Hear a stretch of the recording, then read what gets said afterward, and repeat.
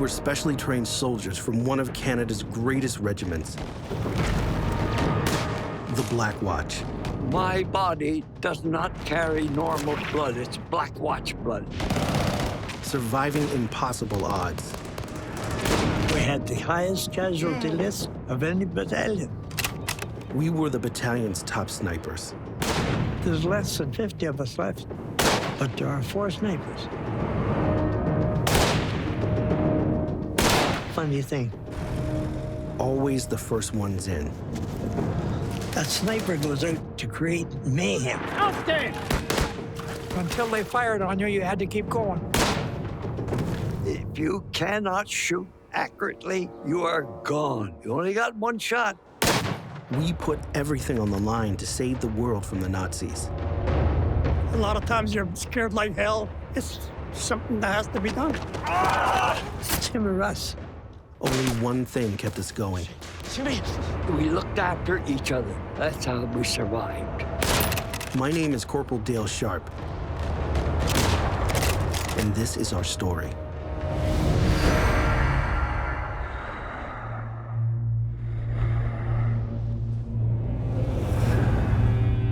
It was the summer of '44, a month after D-Day. The Nazis had taken over Europe, and they weren't giving it back as easy as we'd hoped. No sooner had the Black Watch landed, and we were sent in 20 miles to knock the Germans off of Verrieres Ridge. But they were waiting for us, with everything they had.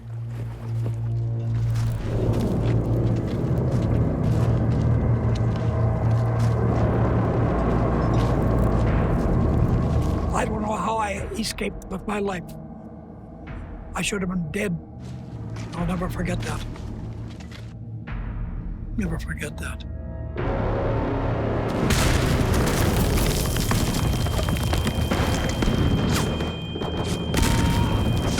Anybody tells you that they know what's going on, they don't.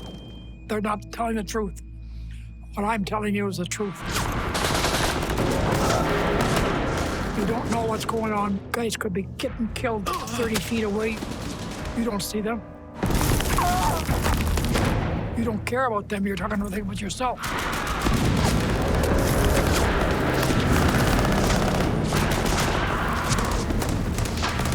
I could hear the guns firing, the shells, the bullets flying by. They're just dropping like flies in the grass.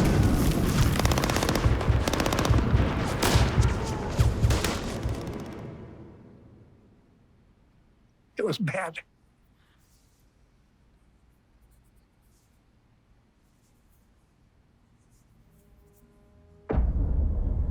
All the companies are gone. Hundreds and hundreds of them just gone. There's only 20 or something of us left. Our first big battle, 300 killed, wounded, or taken prisoner. The worst day ever for the Watch. It took another 2 weeks, almost 1,000 more Allies wiped out, before we finally kicked the Jerry's off that bloody ridge. That's when I got out of that C company and went into Scheldt platoon. Platoon commanders asked me to ask for volunteers for the Scheldt platoon. The sergeant came along and said, I might as well tell you the truth. It's dangerous. The scout is a guy that goes ahead, checks where the enemy is, and fights with them if he has to. The advantage is you won't have to do sentry duty. Right away, that was a 20 plus for me, because I hated that. You had to fight all day and then guard duty all night. I'll join. The Jerry's were on the move, and it was the Canadian Army's job to chase them. The Black Watch marched on foot north through France. Jimmy Bennett was just 21, a farm kid from the prairies.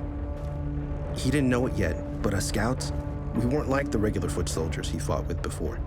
We didn't have to wear helmets or hull gear. We were snipers and lookouts. We didn't fight on the front lines. We fought in front of it. Hey, Jimmy, you joined the scout platoon? Yeah. You're nuts. They couldn't understand why I was stupid enough to go in the Scheldt platoon. That's why they didn't want my job. Nobody didn't offer to take my place. Jimmy was put under my charge. He's seen his share of war on Verrieres Ridge, but never the way he was going to see it with us. I don't know what they told you, but this isn't like the rifle company. You're actually going to have to look at your target through a scope. You're going to get a little used to them being alive before you pull the trigger. Training him was the job of our 21-year-old corporal from Montreal, Jim Wilkinson. Hands down the best shot in my platoon. We just called him Hook. Always Hook.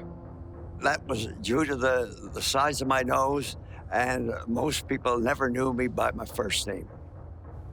I hate to boast, but I was one of the best shots in the regiment. Then there was Mike Brunner, 21, also from Montreal. Except Mike was born in Hungary, the only one of us that could speak German. I was a good soldier because I did exactly what they want me to, and I listened. I was good at listening. Considering who we were up against, understanding German came in real handy, especially on scout patrols. Me, I was 26, the old man on the team. At least that's how the boys saw me. He was a big fella, wide as a bull and as strong as a bull. Dale Sharp was the type of a guy you'd want to follow anywhere. Home for me was Corbyville, Ontario, where I drove a truck for the local distillery. I had 2 kids, my girl Dale Jr. and little Teddy. And a third on the way with the light of my life, Zelma June. Plenty of reasons to stay home. But this job had to be done for my family and everyone else. By the end of August, we caught up with the Jerrys. We knew that each French town we came to was probably crawling with the sons of bitches. The trick was finding them and flushing them out so our troops could mow them down. That's what our scout platoon was for. We had to walk into each village, and until they fired on you, you had to keep going till somebody shot at you. If he missed you, fine. If he didn't, you were dead duck. That's the kind of business I was in. You just become numb, immune. It's something that has to be done. Some people can't take that kind of stuff. I don't know, I just put that out of my mind and went and did what I was supposed to do. We clawed our way up the Channel coast of France and into Belgium to the port of Antwerp, the biggest in Western Europe, for a big showdown. The Allies had already captured the port, but the Jerrys controlled the Scheldt, meaning none of our ships could get through from the North Sea. Without food, weapons, and ammo coming in for our boys, we were sunk.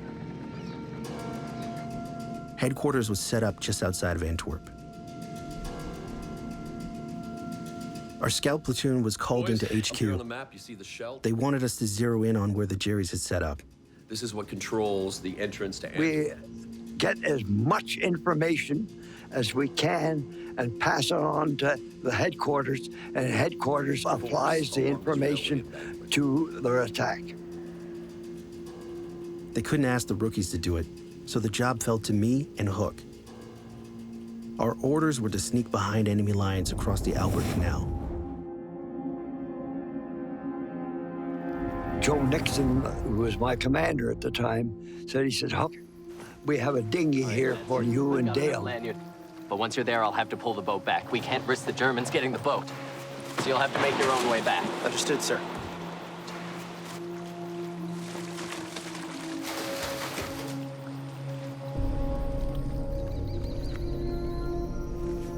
We get to this small cluster of trees.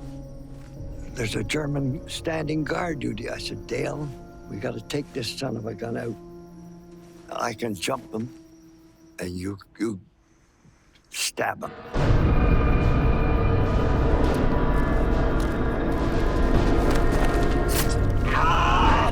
And that's when it all went south. There's a whole platoon of Germans in there having supper. As he was being stabbed, he screamed.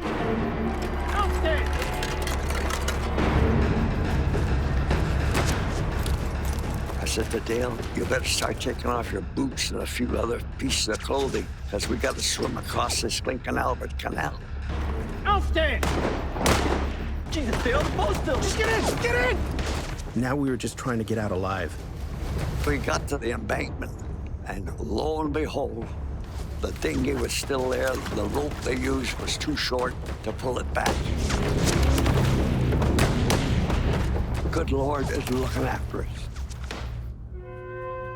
The next couple of nights with more scouting, we started to get a pretty good picture of where the Jerrys were set up along the Scheldt. They were everywhere.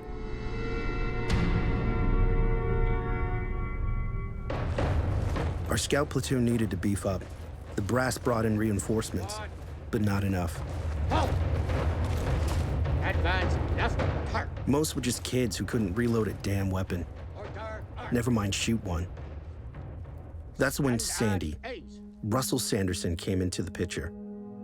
You think you're, at that age, you're indestructible and you can solve the problem by going and helping. And that's what I wanted to do. I'm in, sir. Sandy was 18 from Niagara Falls. He'd been trying to enlist since the war first broke out. I had a paper that said I was 18, and I was not 18 yet. I had my brother's paper. I got caught at a recruiting tent twice. Sandy struck me as a cowboy type. Go here, go there, let's go. He was willing to win the war himself. This is Corporal Sharp. Started to call me over and he said, whatever Dale tells you to do, you do it. My job was to take these kids, Jimmy Bennett, Sandy Sanderson, and the others, and turn them into killing machines. And if they listened, they might just make it home. I was so taken by working with the man. Take your helmet off. Stay with me.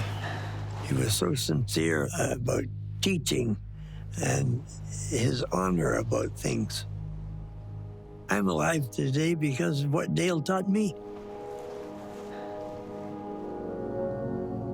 What I knew about shooting, I learned back home, teaching my kid brother Billy. My brother Dale, he was 9 years older than I was. And he was on a pedestal as far as I was concerned. He was an excellent sportsman shooter. He was my idol. All right. Straight ahead. Reference. Gray building. Window on the left. Third story up. A sniper learns real quick that the best Nazi target is the one with the highest rank. You cut the head off the snake, and the rest of the division goes blind. I used to train sometimes in a German uniform. Infantrymen, they got a white band on them. If they're artillery, they got a red band. What do you see? See a German. What's he wearing? What's his uniform? Infantry. What rank is he? Junior officer. Not bad. We didn't want any bozo out of the rifle companies. He has to be a disciplined man, like myself.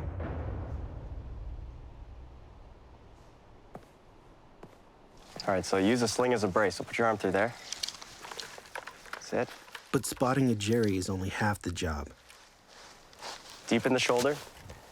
See that battle right there? If you cannot shoot accurately, you are gone. Your focus is on your breathing. You only got one shot. Deep breath in.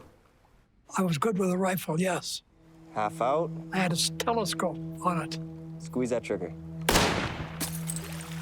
You could pretty well hit a guy at 300 yards in the head and no trouble at all. How'd I do, Hook? See you do it again. All the training in the world can only take you so far. Where are we going, Dale? Find out when we get there. Stay quiet. He takes me over to a place way out, away from our guys, laying down it along the river.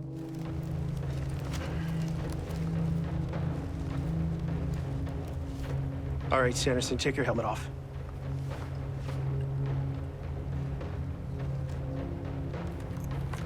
Take up your sight picture. My 12 o'clock. Look for the broken tree. We weren't here to shoot bottles or paper targets. And there's Jerry's on the other side of the river.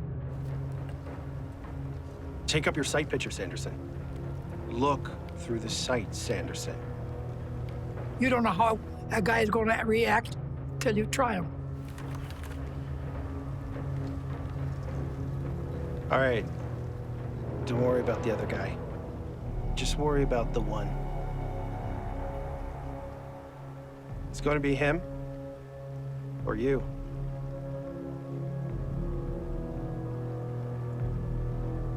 Breathe slow.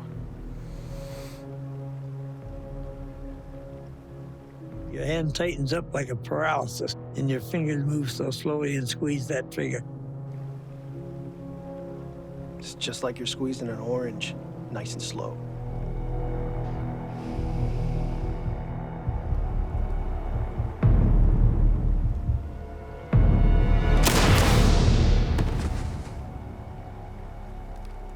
And you see that poor beggar go down, and you know, there's my first one.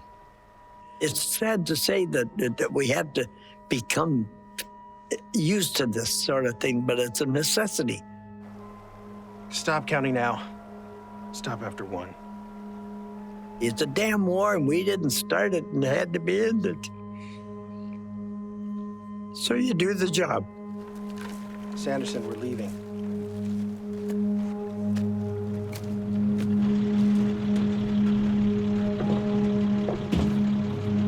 Okay. Glad to have you, Sandy. We had our team, the closest thing we'd ever have here to a family.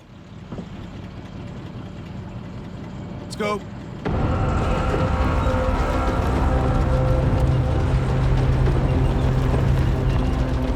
We were sent out to the town of Wilmington, just over a mile from the front. The Jerrys had just been chased out. For 4 years, the people here had been beaten down, nearly starved to death. But now, they were finally free. That's when we came across something we thought we'd never see in this whole hellhole of a war. Ice cream. Goeiedag. Goeiedag. Ijsjes? Ah, ja, ik heb wel... The guy who ran the place hadn't seen milk in 3 years. Maar mijn vrouw... Then somewhere, he found this farmer and his cow. Now he was getting milk smuggled in. So, yeah, have Asia. Food was a factor because the Germans were confiscating everything. So they had to scrounge. Dus ik was 6 jaar, dus dat is 71 jaar geleden. Wij sliepen hier allemaal in de kelder. Dat was voor die V1's en die V2's. De V1 die hoorde aankomen, dat was gelijk een vliegtuig, maar een speciaal soort geratel zo. Veel van die jongens die kwamen bij ons en die vroegen ijscream with soda. Ja, wij kenden dat niet natuurlijk. Het Canadese drankje, zeggen ze daar tegen, hier bij ons. Hè.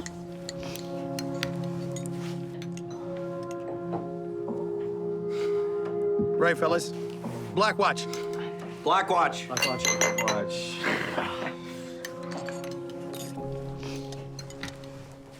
Little kids would come along and they were starving to death. It was terrible. They just kept getting skinnier and thinner and thinner. And there was nothing you could do. When the Jerrys pulled out of this place, they robbed these poor people blind. Took everything. It reminded us why we were here. To crush Hitler. Get the world back on track. For these kids and mine.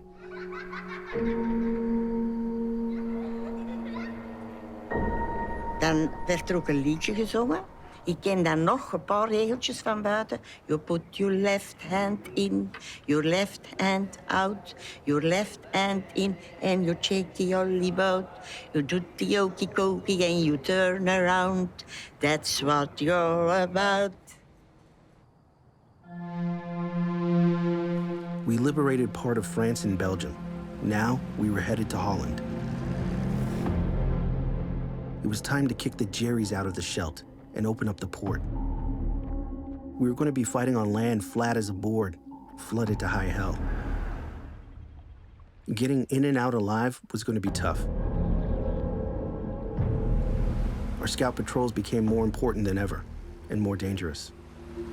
We were to go out and bring in all the information, trucks, vehicles, weapons, whatever you saw. We work in the dark, mostly in the dark. We had different clothes. We wore a different jacket, camouflage green. You just keep your fingers crossed and hope you get out of it. You don't expect to live very long. You boys all clear of the plan? Clear. All right, good to go.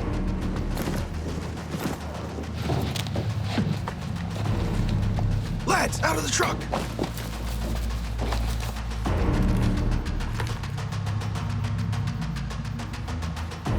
We were on what's called a listening patrol.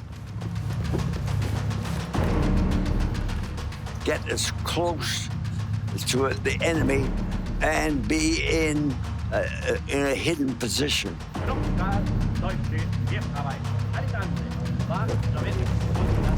And you just never know from 1 minute to the next what's going to happen.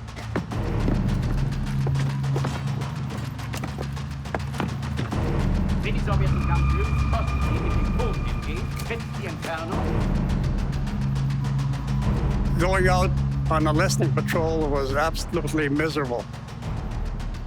You don't know whether you're walking into an inferno of guns.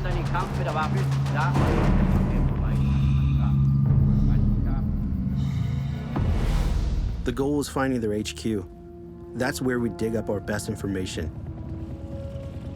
Getting there was another thing. Pure suicide. Listen at the windows for the number of voices. Any mention of weapons or places. We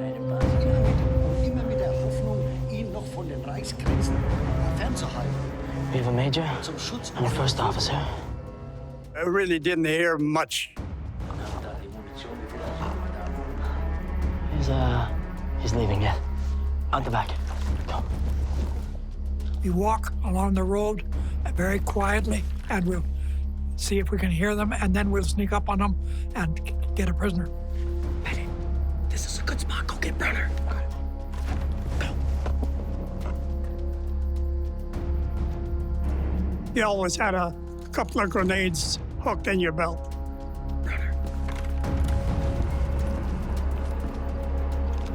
You get close enough to him and you'll say, halt, and he halts, or he lays on the ground dead.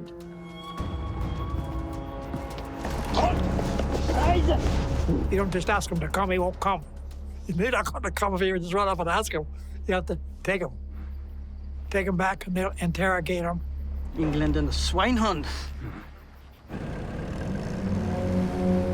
Halfway through October, we were working around the clock, sniping and running patrols, gearing up for the big battle at the Scheldt. We were dead tired. The only thing that kept us going was each other. You develop such close friendships. Okay, let's go. You run into the same perils and dangers and mishaps. Okay. Hey, Jimmy, hold here. I'm a nervous person, but Michael Brunner used to always try to get me to slow down. Take a deep breath. Because he was a cool fellow. You're going out and a lot of times you're scared like hell.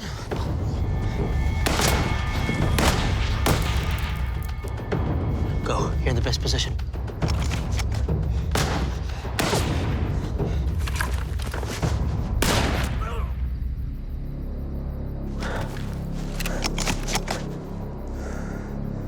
We're clear. Even with just one bad situation, you become attached to each other, and that was the case with Jim Bennett and I. He's the best guy in the world. But here's the thing about war. Even going back into your own lines, you're never really safe. Hook and I were coming back, and we had to come through the Maisonneuve lines. The Maisonneuve were one of us, a French-speaking regiment from Montreal. But we still needed to use a password to clear the security checkpoint. Hey, hold! Whoa, don't shoot! The password changed every night. The password that night was steamer trunk. Steamer? Bag, The guy says, steamer. And you have to holler trunk. If you don't holler trunk, you can get shot right there. Steamer? It's, Whoa. Luggage, baggage, we couldn't think of the damn word trunk. Without a password, we were cooked. Black Watch! We're Black Watch! Black Watch, you kidding me, boy, huh? Show me the feather, boy. And you always carried your Balmoral inside your sniper's jacket. It's your recognition, and there's no one else has it, eh?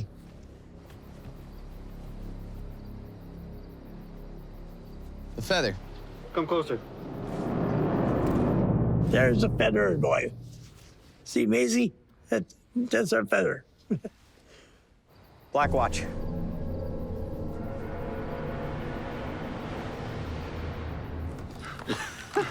For Black Watchers, Oats on Black Watch. The password is trunk, huh? You can go past. You can go past. Thought you were gonna shoot us. But if we knew what was waiting for us around the corner, none of us would have been laughing. Black Friday was about to come crashing down. The Jerrys were set up just outside the Dutch town of Moonsdrecht. They were on an embankment around half a mile away from our position, over open ground. It was like a funnel. There was high ground on one side, high ground on the other side. The Black Watch were sent in to fight, but this time the scout platoon had to go too. Reinforcements were still too green, so it was all hands on deck. They were just former artillerymen, drivers, cooks, everything. We taught them to use a gun. We taught them to keep their head down, too. But that wasn't the worst of it. Moving through the water and muck was slow, and it threw off the timing. The whole countryside was flooded because the Germans had bombed and opened up the dikes. Once we finally got there, we waited for what seemed like forever. It was supposed to go in at 5:30 in the morning. And when it come time to move in and across that bloody great open field, it was 6:30. And it was crack of dawn. It was first light. There's the big difference between last dark and first light. And you can see everything that moves, eh? We went out there and it was murder. We were up against German paratroopers, and they could fight like all hell. Every time we'd move, we'd get a mortar or a rifle fire. We were caught in a no man's land. Guys were dropping all over the place. Just like, am I dreaming or is this the truth? How am I going to get out of this mess?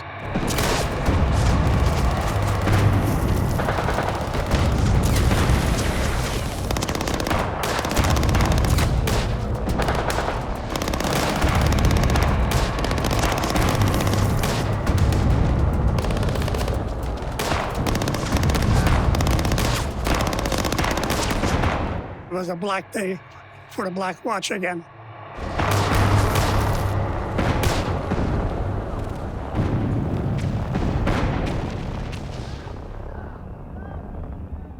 Because of our mortar platoon, who filled the field with smoke, all 5 of us made it through. But most weren't so lucky. Dozens dying all around us. Nothing we could do. It hurts. It hurts when you can't help somebody And you know bloody well that his escape route is cut off. The second worst day we ever experienced, we lost 100 men in there.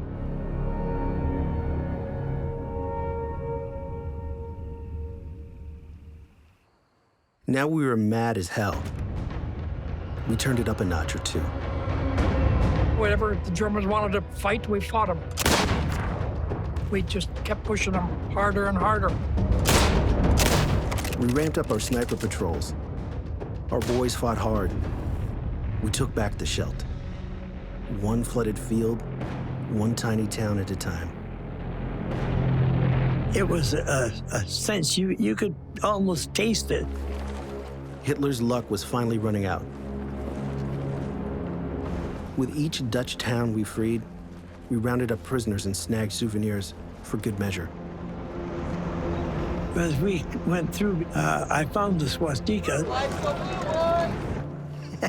It was a little trophy of the war, a little souvenir. Having fun yet? And you just stood a little taller, making a little show of it too.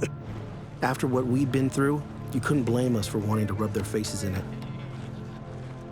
One way or another, the war had to end. It's just too bad that only one of us would be there to see it. We moved northwest to the Dutch town of Goos. We needed to know if it was safe to bring in the battalion. Were there any Jerrys still crawling around somewhere? That's when we sent in Hook. I was the first Allied soldier in Goos. I was on patrol, a one-man patrol, all by myself. It was a very, very strange day.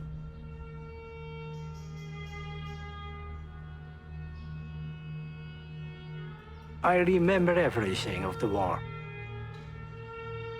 Everything, and the liberation. On the day of the liberation, there came a man in clothes that I did not know, and something on his head. That was the first Canadian soldier that I saw. This man puts his hands up in the air. He says, "Don't shoot, I'm a Dutchman." And he says, "The Germans have just left." We chased off the Jerrys and freed a town that, for the last 4 years, lived under the dirty boot of the Nazis. War is strange. One day, you're burying your best friend. The next, you're setting hundreds of total strangers free. They're sure glad to see the last of the Germans. My mother cried out, "That are the liberators, that are the liberators, we are free, we are free." Even flags came on the frontier of the houses that we have not seen in 4.5 years.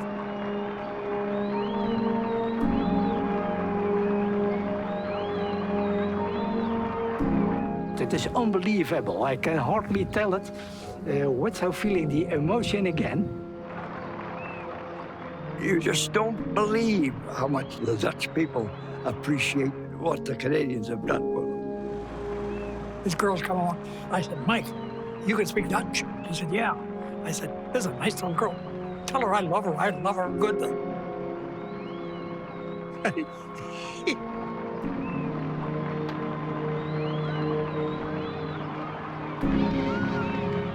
From Goes, we headed east towards the German border. We knew that if this war didn't end by Christmas, we'd have to bust into Germany and crush the enemy in its own backyard. But the winter of '44 was brutal. Cold as hell. Canadian cold. Everyone was pretty beat up. To make a final push into Deutschland, the Black Watch needed to recharge. The brass put us up in a small Dutch town of Koik, a few miles from the German border. The Jerrys on one side of the Maas River, us on the other.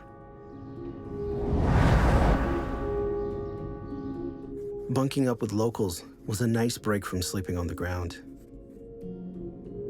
When we were in Koik, Jim and I wound up in this house with a real elderly couple. They slept in the basement while us lucky guys, we slept in their bedrooms.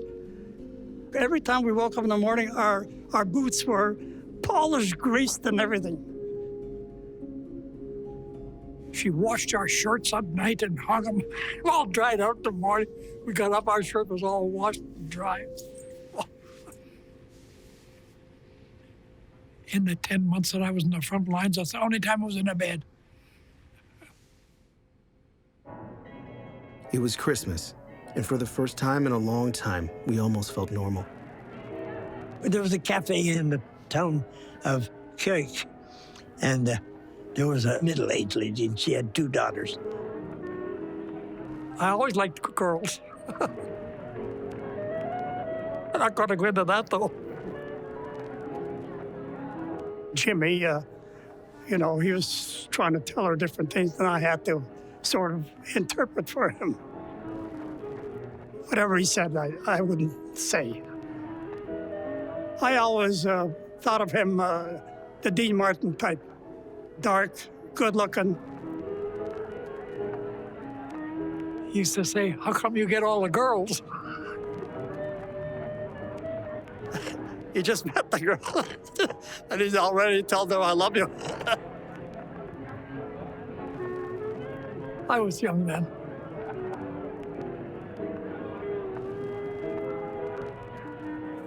My darling little family, I hope you're all fine and not getting into too much mischief.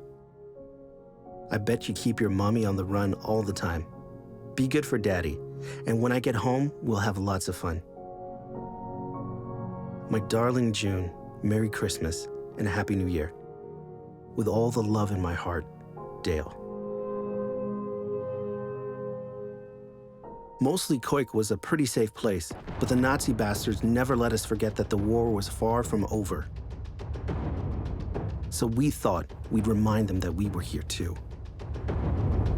Sandy were on this hill. We were working together that day. There's nothing out there. Jerry's are out here somewhere. They're just hiding.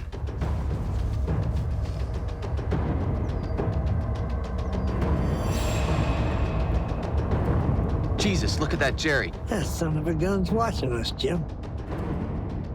He's aiming it dead on to Sandy. Put your head down.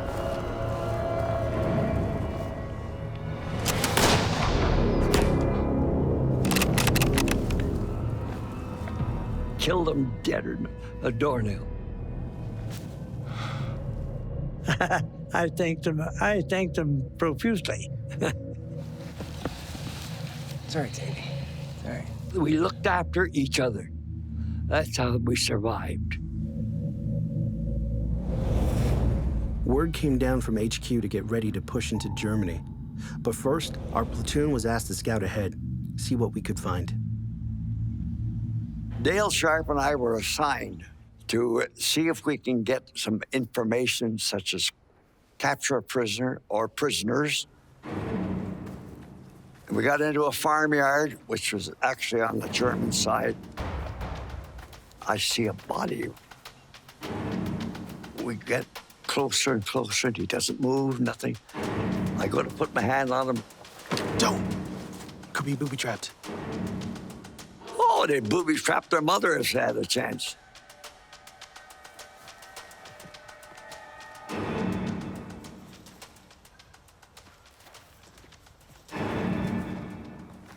And that's when we saw them.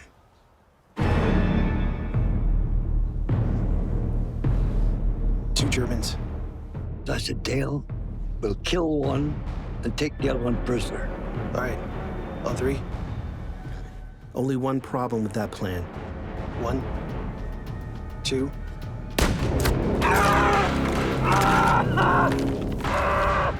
Bang, I took a bullet in the right leg. I took the second one in the patella in my knee. Oh, I said, I can't move, Dale. I said, I'm done.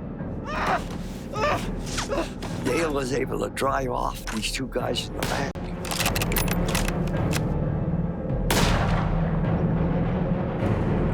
He picks me up just like a bag of potatoes. Dale says, don't worry, He saved my life when he carried me across the valley.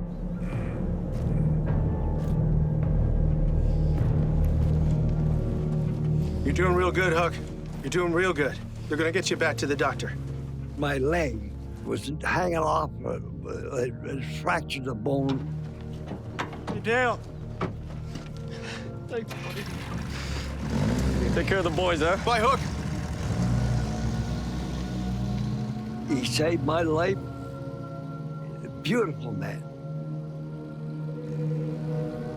For Hook, the war was over. He was lucky. At least he was going home. For the rest of the Black Watch, it was back into action. In February 1945, we crossed into Germany, bloody Deutschland. This wasn't about freeing anybody anymore. Now it's payback time. Retaliation? You're damn right, retaliation. They started the thing, and somebody's got to pay the bill. We observed the engineers going in and knocking the houses down with bulldozers and just blow them all to the devil. It wasn't pretty, but it was necessary. It was necessary. They had to be taught a lesson. But in this Reichswald forest, the enemy had home field advantage. There were booby traps, landmines, and machine gun nests.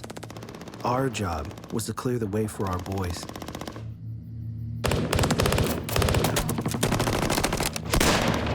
They were having trouble with the rifle company advancing. And each time they showed themselves at one end of the company, a Jerry laid on them with a machine gun.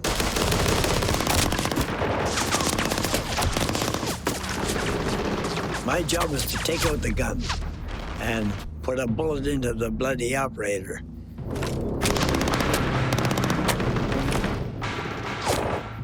I could tell he was going to take out the rifle company. The rifle company men started to move, and he let go a blast of about 5 or 6 rounds.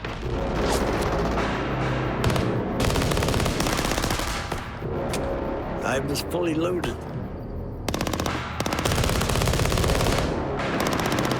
I had a bead right above his right ear.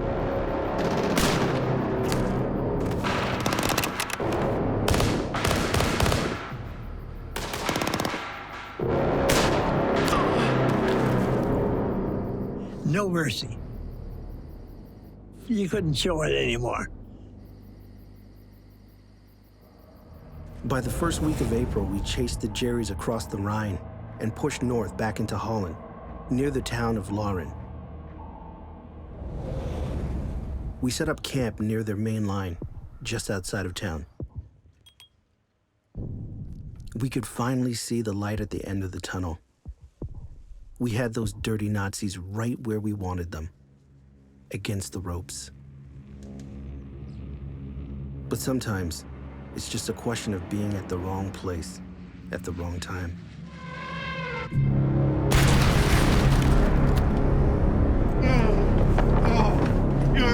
The doors banged open, and in comes a couple of guys carrying, turned out to be Dale Sharp.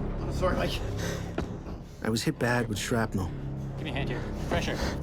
I was losing a lot of blood. The medic asked me to hold something and put back his intestines. They were sort of out of the stomach. I was scared. I didn't know if Dale Sharp was going to live or die. Brunner, Colonel needs you right now. Double time. That's when Mike got called away. My field medical card called it evisceration of the bowel. All I knew is that it wasn't good. Things weren't going well for Mike and Jimmy either. They were about to step straight into an ambush. There still was thousands of Germans trapped in there. hit me one on the chest. Move, move, move, move! We all started running. Mike. And he fired again, hit me in the back of my head once. Piece out of my ear and a piece out of my skull. Mike, Jimmy, Mike, I'm gonna die. No, you'll be fine. I could taste blood coming out of my mouth and nose, and I knew that bullet went through my lungs. I'm gonna die. I know it. Hold on. Hey, hey! A Jeep came along, road. Hey! It was a Red Cross Jeep. Here's my friend. He's been shot in the chest and the head. Help. There's no point, son. He's gone. You're a medic. Do something. There's nothing I can do. And I said, God damn it, the guy's shot. Do something. If you know what's good for you, you'll put him on your Jeep. I think he'd have shot him sure as hell. Okay. All right, Jimmy, they're coming. They're coming. Stay with us. And I just hope he would stay alive till we got to the MO. That's all you thought about. Those 2 days were the worst in my life. And I apparently, I was crying most of the night, but I don't remember a thing about it. I guess it just hit me.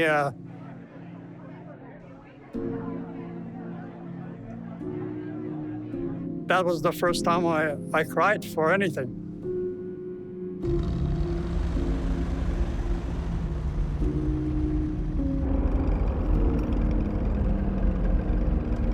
Three of us wounded, taken out of action. Only Mike and Sandy still standing. The Black Watch headed north to Groningen to mop up what was left of the Jerrys. By now, they were desperate, like a wild animal backed up in a corner, more dangerous than ever. And they pulled back someplace. So I got called in, find them for us. We want to know what, who, and how many, Sandy. Everything. There's none of our troops there. I'm alone in that side of the city. Now, there's no activity over on the streets. Hands up or I'll shoot. All of a sudden, a German soldier appears.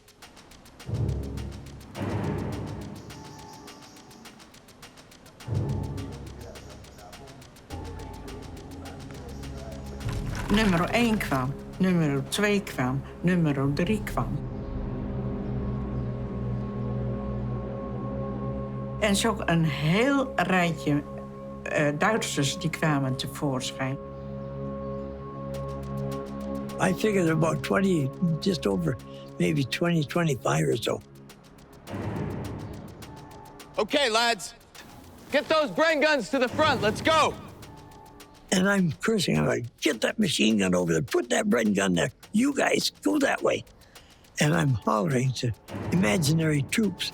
I want 2 columns, one on the left, one on the right. You guys, down in the back. And there's no one there. I'm alone in the middle of that street. Bring the carriers, bring the carriers. I was absolutely bluffing. Drop your weapons. And I thought, you're gonna get it right now. Let's go. And they put their weapons on the ground. Get against the wall. Hands up against the wall. Let's go, let's go.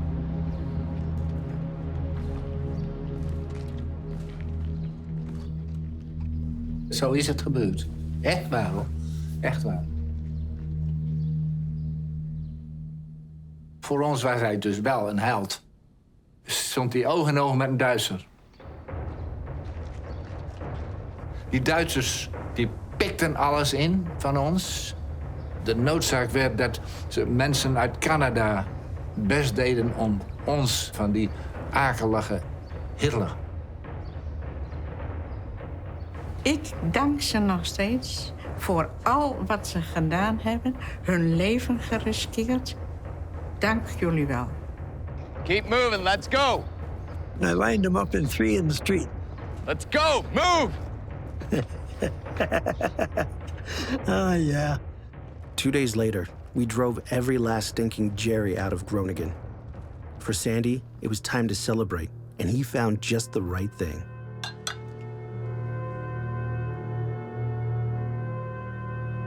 It's a 33. Want some?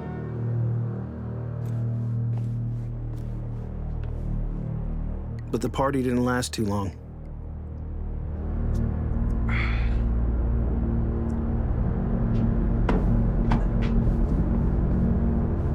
I paid for it. I wound up in 109 British General in Duffel in Belgium. Are you ready to eat yet? From the damn wine being poisoned. It had been booby-trapped with poison. Germans left it behind. And I was the only dummy that drank it. On May 5th, 1945, 19 days after Sandy drank the bad wine, Germany finally surrendered. And now, the lucky ones were going home. But not me. I was never going home again.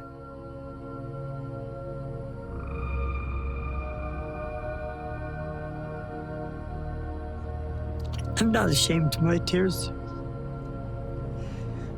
He was a good man. Good man. Many good men went, but Dale Sharp he was an exception. Oh, I want to cry. Yes, it's so tragic. I can't tell you any more about him.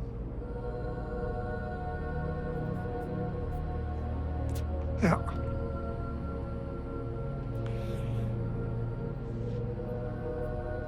And he had his mustache. That's where this come from. I idolized Dale.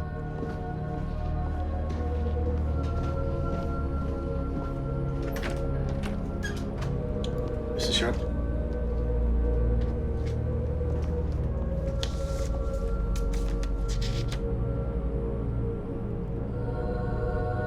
I can remember my mother being very sad, crying a lot. I had an empty feeling after I realized what had happened. I literally walked around, I think, for a few days, just kind of in a fog. I didn't know if I was coming or going, what was happening with me. I was so mixed up inside to think that I'd never see him again.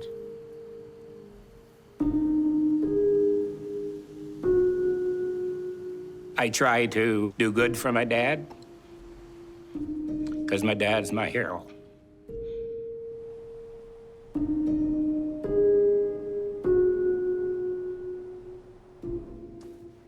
I've never been to Holland.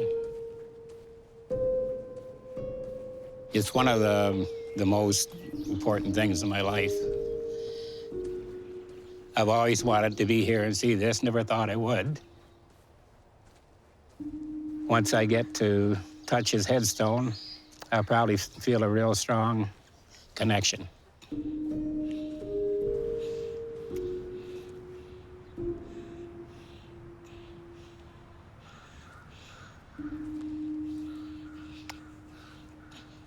I love you, Dad.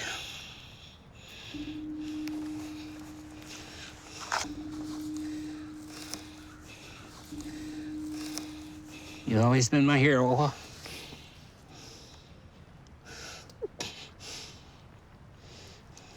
Sorry you died so young.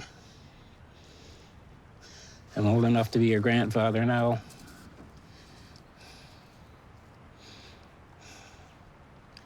Rest in peace.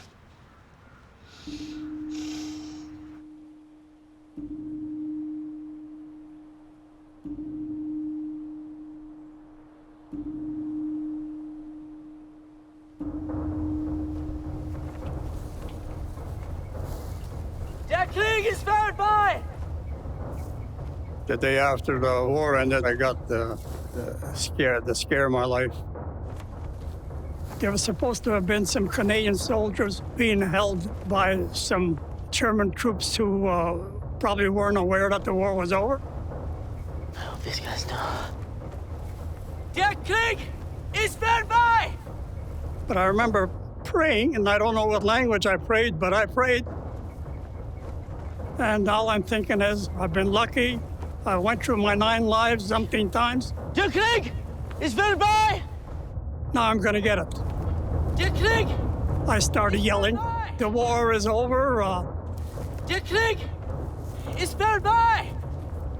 And, you know, I'm really waving that white flag.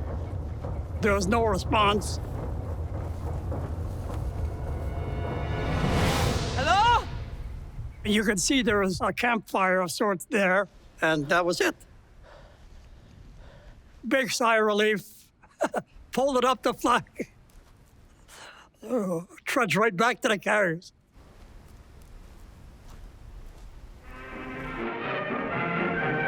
To their home city of Montreal, the Black Watch of Canada returned to receive a grand ticker-tape welcome.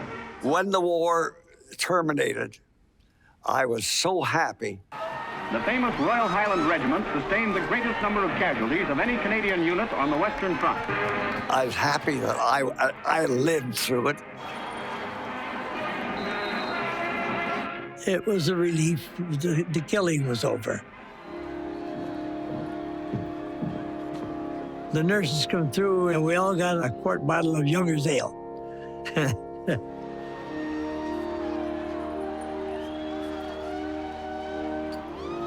When the war was over, I knew it was the end of the line.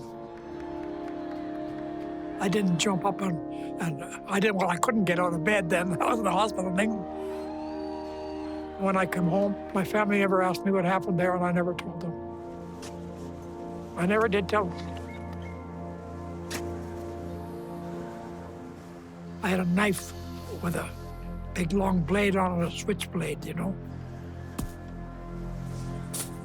And I took it out and threw it in the ground and buried it. I had brothers only 7, 8 years old, or 10. I didn't want them kids to find that knife. They didn't even know what a war was. I'm just happy that I come to tell somebody what was been in my insides all my life.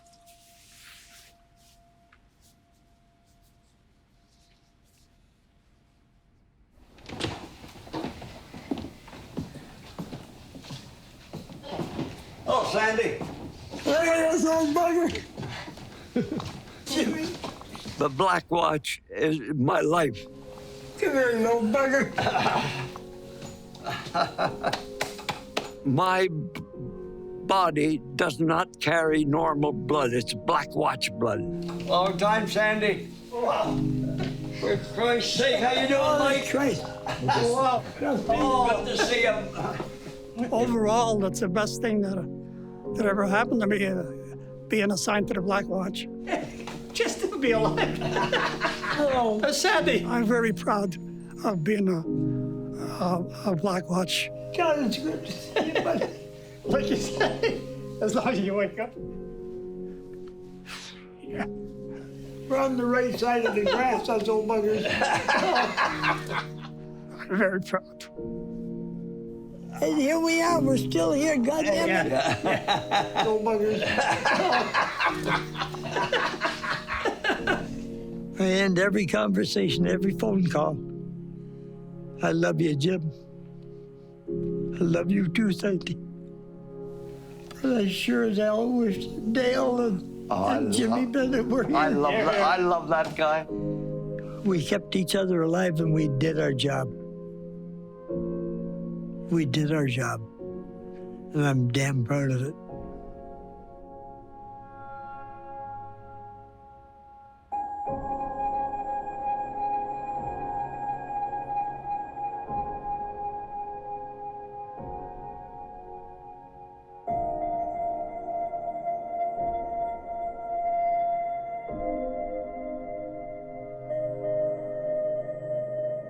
Not too bad for an old drunk.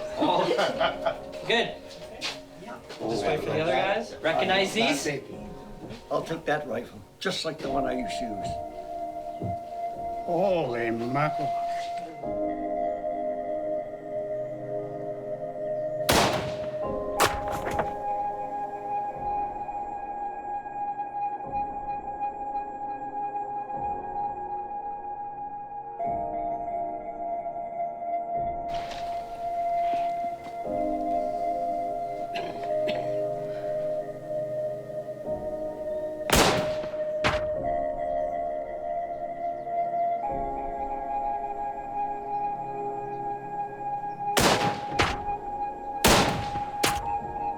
Yeah, you hit the target. 4 out of 5.